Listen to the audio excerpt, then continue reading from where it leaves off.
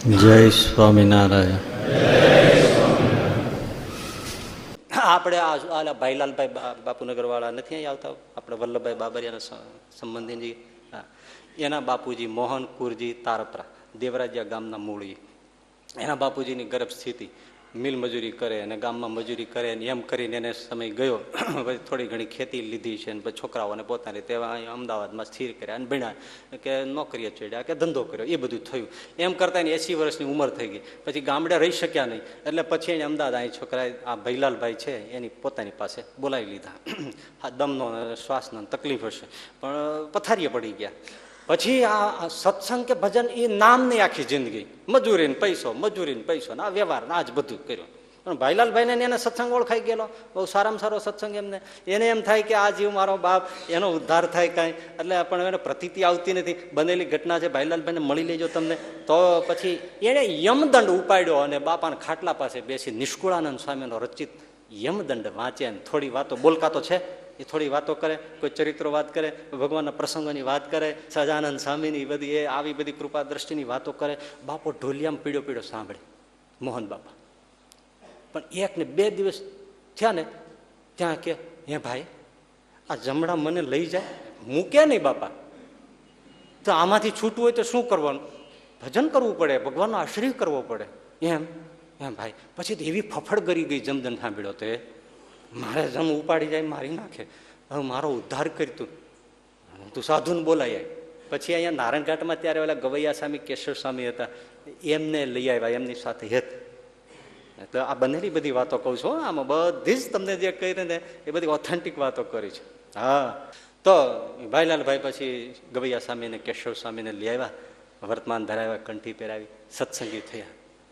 પણ પછી સ્વામિનારાયણ નામ લીધું, એ બાપા ભાઈલાલભાઈ જે કંઈ વાંચે એ સાંભળે, માળા કરવા માંડ્યા. રાત દિવસો ફફડ ઘરી ગઈ ને ભાઈ. ભાઈલાલભાઈ કે સ્વામી કોઈ માને નહીં, પણ મારા બાપાએ પછી 2 હાથે માળા લીધી, 2 હાથે. એ બી ફડક કરી ગઈ. મેં તો યમદંડ આખો સંભળાવ્યો હતો તો ગમે ત્યારે મને કે હે ભાઈ મને જમણા, અરે હવે તમને જમ અડી ના શકે એમ. મને સામે મૂર્તિ રાખી સહજાનંદ સ્વામીની, એની સામે જોઈ રાખે. અને આ જમણો હાથ થાકે ને ડાબા હાથે માળા મંડે કરવા. ડાબો હાથ થાકી જાય, અવસ્થા થઈ ગઈ ને 80 વર્ષે દરદ હોય, એટલે જમણા હાથે 2 હાથે માળા પકડી લી. એક થાકેલ બીજે હાથે આમ ભજન કર્યું.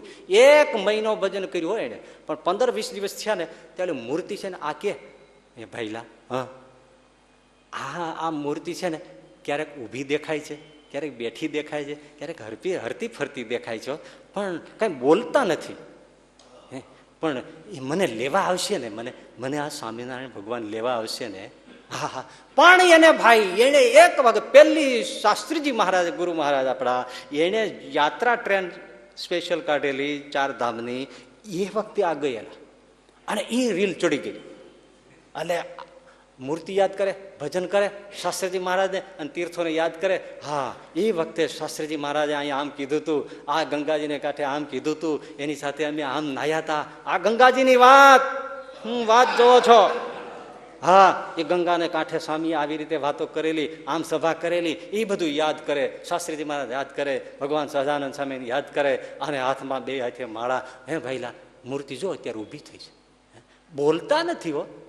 એ મને લેવા આવશે ને, ઓલા નહીં આવે. ના બાપા હવે તમે નચીન થઈ જાવ, તને મૂર્તિ હાલતી ચાલતી દેખાવા માંડી છે, પછી ગભરાવ છો શાના? 1 મહિનો ભજન કર્યું. એણે મને કંઈક તારીખ કીધી હતી, હું ભૂલી ગયો. પણ એ જ દિવસે બાપાએ જય સ્વામિનારાયણ કઈ દેહ મૂકી દીધો. પણ દેહ મૂક્યો પ્રતીતિ કરાવવા માટે ભાઈલાલભાઈને બીજાને બધાને. ભાઈલાલભાઈ મને કીધું સ્વામી મારા બાપાને શ્રીજી મહારાજ તેડી ગયા, એ જ વખતે આખા ઘરમાં ન અનુભવી હોય એવી સુગંધ પ્રસરી ગઈ.